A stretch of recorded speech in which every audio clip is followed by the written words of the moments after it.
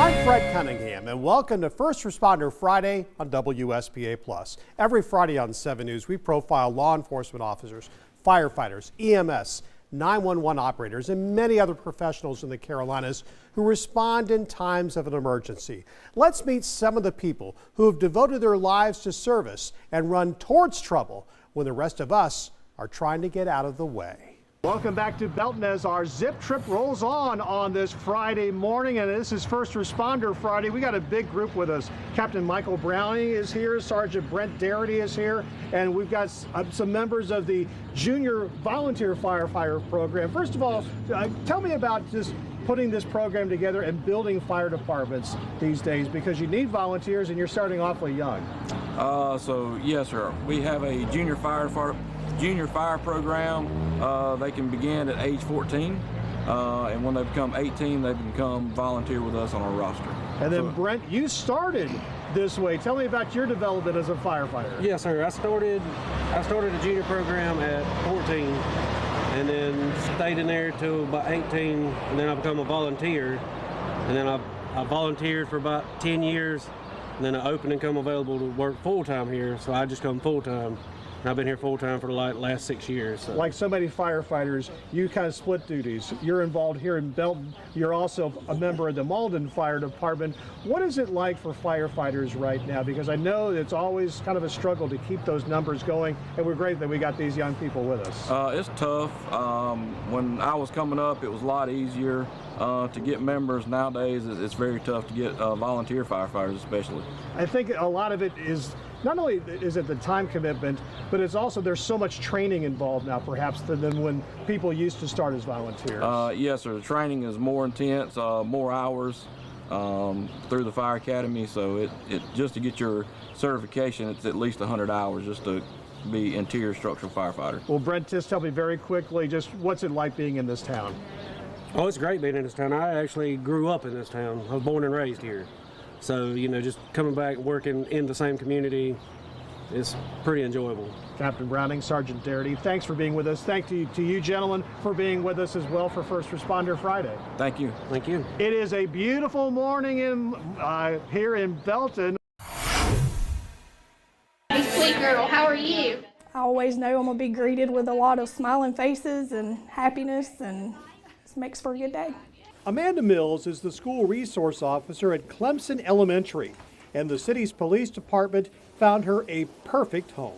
Most people that want to be in law enforcement, they're there for the chase and the thrill of things, and I'm more for the building a great rapport with children. That's something Mills didn't have when she was a child. I grew up in a not so good area in town of Anderson. So a lot of our interaction with law enforcement was kind of on the negative side. Mills turned her life around, and her attitude about law enforcement also did a 180. I wanted to be an officer so that I could interact with children especially, and just show them that every time they have an interaction with law enforcement, it doesn't have to be in a negative way. Mills's life includes being the mother of 3. She's now a grandmother. That's all part of what she can bring to the job, surrounded by young people. Is that how I do it? I can tell, like, if they're having a bad day, and I'll usually, walk up to them and just ask them, do they want to talk about it? Or, if they don't, I'll just give them some encouragement and let them know that if they decide they want to, I'm always here to listen. Mills has well over a decade on the job. She worked on the road for other upstate police and sheriff's offices. I've been doing this job for a very long time, and I've used my taser one time. I'm very proud of that, because I feel like if you talk to people and you can kind of get on their level and let them know that you're there because you care, not because you're there to arrest them. This SRO makes that happen every day, and it comes with benefits. I get a lot of hugs. You want hugs, don't you? A lot of good morning, Officer Amanda. I do let them call me Officer Amanda. I feel like being on a first name basis with the younger children kind of builds a better rapport with them. That's First Responder Friday. Anderson County Sheriff's Deputy Dalen Creamer was a natural for the job. We have a long history in my family. Either you go in the military or you're in law enforcement, so I knew I automatically was going into law enforcement. I got tired of moving around so much with the military. About a decade ago, he started laser work, an engraving business. Then one day, his full-time job hit close to home. When Alan Jacobs was killed at Greenville City, the agency contacted me and asked for bracelets for everybody within their agency. I told them I didn't feel that was right for businesses to make money off of bracelets. I've lost 4 guys in my career, and my great uncle was killed in the line of duty with Anderson County. So it's personal to me. Creamer went to work. We ended up engraving 4,400 bracelets for Alan Jacobs. Helping thousands remember Alan Jacobs led Deputy Creamer to another thought. Agencies don't have funds sitting aside to purchase bracelets. So I decided to start a 501c3 nonprofit. Those bracelets show up in the oddest places, like the one he saw at his own sheriff's office, worn by a man in honor of a famous Navy SEAL and sniper. I make it a point if I see a bracelet to ask, and come to find out it was Chris Kyle's. And after he told me how he got the bracelet, I said, "You want to know an interesting story?" He was like, "Yeah." I said, "I made that bracelet." Or in January, near the President of the United States. When he was standing at the tomb of the unknown soldier, the 2 people beside him had bracelets on that we did for him. That's led to something bigger, as in smaller. Creamer is part of an effort to provide tiny houses to help people who lost their homes in western North Carolina during Hurricane Helene. Sam Byler is the one that's really taken the lead on it. He had a goal of 100.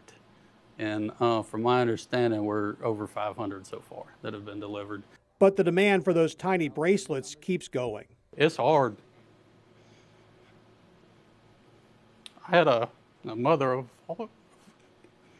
her daughter was killed last month. And she called me, and I think back to, my great uncle was killed in the 70s, actually right up the street. With my wife being in law enforcement and me, it could be our names on those bracelets at any point in time. And that's First Responder Friday. As you can see, these stories are just a way for us to say thank you to the men and women who are our local first responders. We're going to take a quick break. When we return, more of the people and stories that make up First Responder Friday.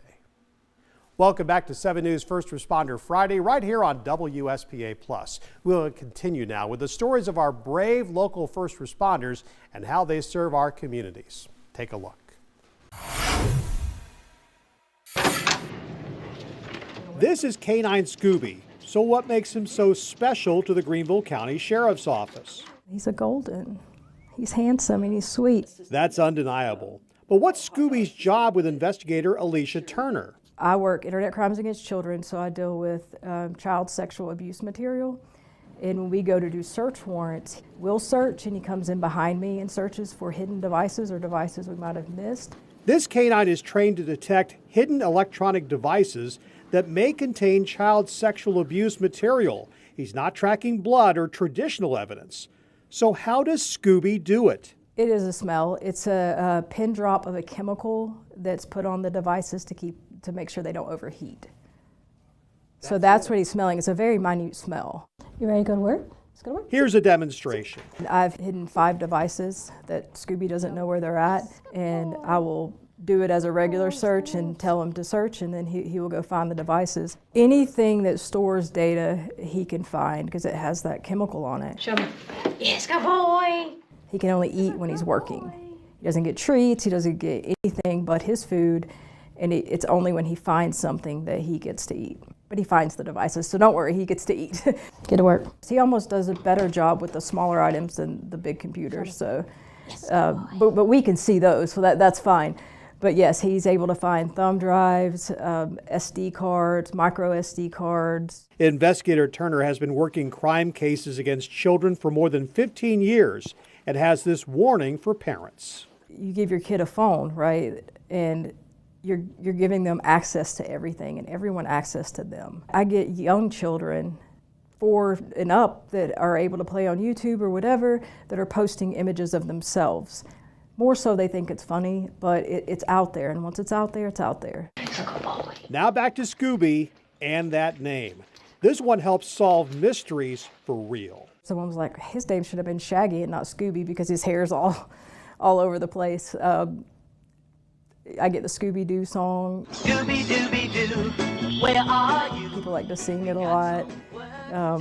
Mystery machine, my car, you name it, and it's been said. One of the magical things about his name is that when we go into schools or we come in contact with children, they get really excited about his name. So that it always puts a smile on their face when or adults as well, they love the name. Good boy.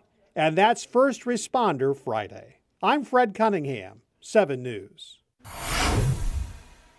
What do you think about this Rose Chris? Cornelius Huff was born in Inman, and he's been the mayor here for more than a decade. His grandmother saw it coming. One day you're going to leave this town. She told me this when I was like 20 years old, and I'm thinking, yeah, right, okay, whatever. Huff was already busy being a firefighter. I guess around 11 years old when I first was introduced to the fire service, the fire truck came and it was the stop, drop, and roll, teaching us children at Inman Elementary. And I don't know, something triggered inside of me, and I said, gosh, I want to be at the fire department. He worked for some other upstate agencies before settling back in his hometown, where he didn't think the fire department was getting all the required equipment. I went to my dad one day, I said, Dad, I am so tired of us not having what we need. And he spoke to me and he said, Sonny, you know, to make a change, you need to be in a position to make a change. Grandma was more direct. You want to make some changes? Run for city council. Huff ran and won, serving 12 years on city council. Then he ran for mayor. I lost by 6 votes to one of my good friends. He ran again, winning in 2014. Huff's grandmother helped swear him into office at age 98 as Inman transitioned to a council form of government. And that actually opened the door for me to be the cheerleader for this community. It gave 4 people the decision-making process, and I'm like the tiebreaker. A lot of times I don't even vote because those guys, they do such a great job of managing. What's up, brother? And it leaves Huff time to still be a volunteer with the fire department. Their newest engine has this bell with his name on it right up front. Kind of make me a little teary-eyed because we did a lot of hard work over the years, and this was our first new fire truck that I was a part of, and I've been here since I was 11 years old. I can drive, I'm an engineer, I can drive the ladder truck. I don't do much firefighting as much as I used to, but the logistical part, wherever he needs me, that's where I fit in. The mayor is also still certified to work in EMS. I guess as I become older, I don't depend on it as much, but you'll always have that. Anytime you're dealing with folks' lives and trying to save property, you're gonna have that adrenaline rush, no doubt. And before we leave Inman, Mayor Huff has one more reminder. We have the lakes, we have the best schools, we have the mountains, you name it. It's right here in Inman, and we're close to everything. That's First Responder Friday.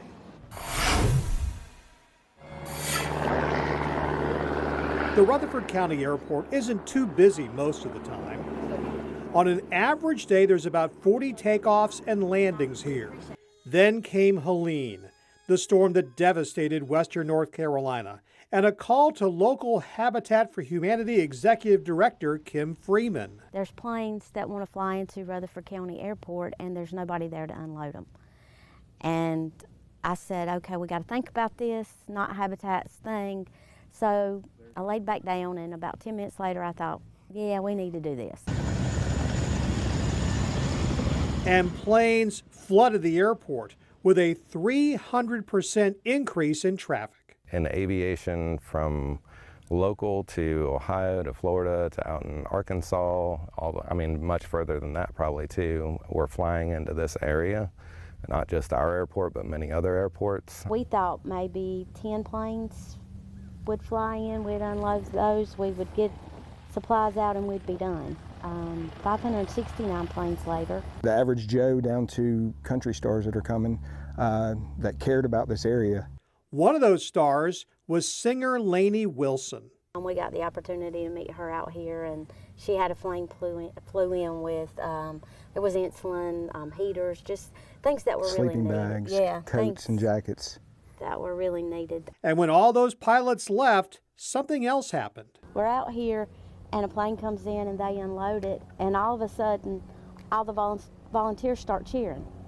So every time a pilot came in, we unloaded them, we cheered until he took off.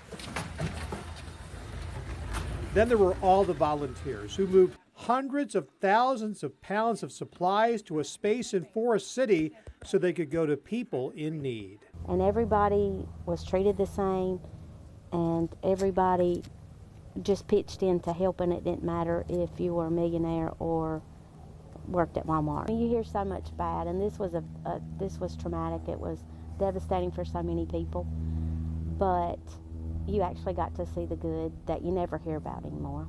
And that's First Responder Friday. We're going to take a short break from our stories of these amazing heroes. Stick around for more First Responder Friday right here on WSPA+. It's a privilege and an honor to get the opportunity to bring you these stories of our local heroes, those who choose to put their lives on the line or simply choose to be there for us when we need them most. Here are some more stories from our First Responder Fridays. Hey Seth, you got that phone you need me to dump? Greenville County and Sheriff's Investigator Jim Perry have come a long way since he joined the office more than 40 years ago. Back when I first started, it was like the Wild West downtown Greenville. I mean, you know, and we had to get things done. Perry hasn't always carried a badge. There was a stretch in the 1980s and 90s when he became a private investigator. The name of my company was Perry & Perry Investigations, kind of after Simon & Simon back during the time. It's not like it is today. You didn't have tracking devices. If you had to follow somebody, you had to do it Magnum PI style without the Ferrari.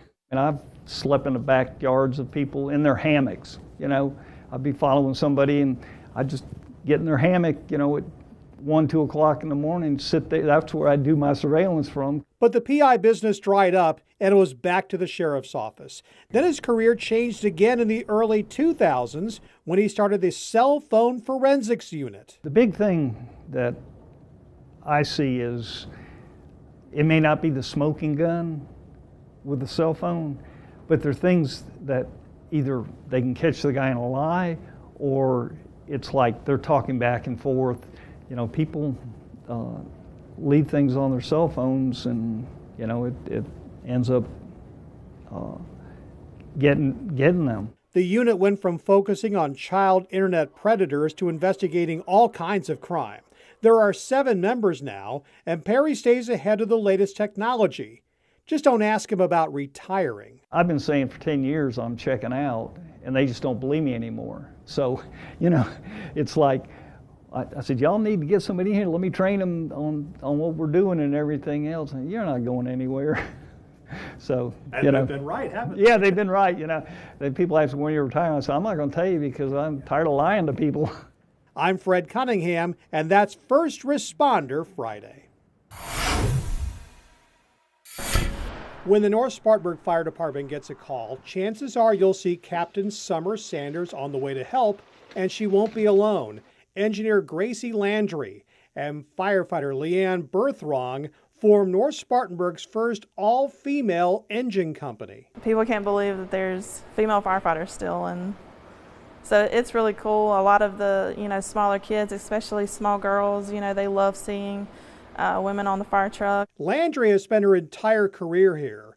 Berthrong works part-time while serving at other fire stations, and Summers is their captain, the first to hold that rank at North Spartanburg. I think there's always a natural doubt, maybe, that whether or not females can perform the job, and that's just fire service in general. A female coming into a male-dominant profession, and there's going to be natural doubt, but I truly believe that if you come in, you listen, you learn, and you perform, then the doubt kind of goes away. Summers also commands another company at home, her 3 young sons. That helps her in the field. It is more of a mom or maternal or female instinct to want to comfort people in the time of need. I do have 3 boys at home, and I guess it's natural to want to be mama bear in the firehouse.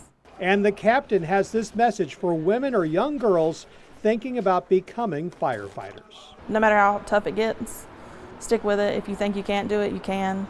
Find a mentor, somebody you can look up to, keep them close by you. Listen and learn and take it all in and perfect everything you have to do. And Vance Mahaffey's here from Benson Hyundai with a presentation. On behalf of Benson Hyundai and the entire North Spartanburg community, I want to thank you and the ladies that work with you for all you do. And here's your small token of our appreciation. Thank you. And that is First Responder Friday.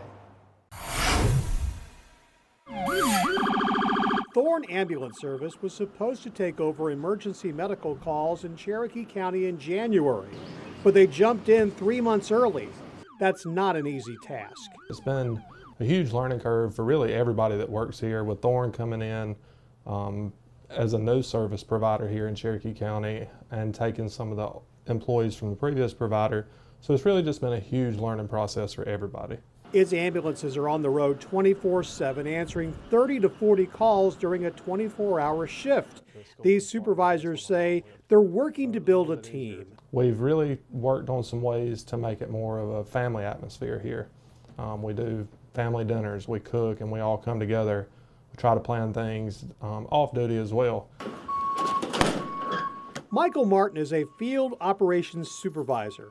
He started with the Charleston Fire Department and was there during the Charleston 9 tragedy in 2007. After a stop in Atlanta, he brings his larger city experience to Cherokee County. One of the biggest things we deal with in EMS is, just the pressure of the calls and the things that we see on scene. And some people don't really know how to react to it, don't know how to respond to it, and deal with it internally. So to be able to have that family atmosphere where you've got, not just a coworker that you can talk to, but a coworker that is invested in you personally. This service area has its challenges. Christopher Spencer says they can be 45 minutes away from a call location, but he has a good group. But the good thing here is the paramedics, the field staff we have here are great. I'm definitely partial to the staff here, but I would put them up against anybody. And Vance Mahaffey's here from Benson Hyundai. On behalf of Benson Hyundai and the entire Cherokee County community, I want to thank you both for what you do and the lives you save. And we'll be sending you your gift here very soon. Thank you. Thank you. Those are just some of the people who chose careers with one goal in mind: to help others. You can see new editions of First Responder Friday every week on 7 News in our morning and afternoon newscasts. You can also find all of our previous profiles in the First Responder Friday section of WSPA.com and the 7 News app. And join us here for more episodes of First Responder Friday on WSPA+. I'm Fred Cunningham, and we'll see you next time.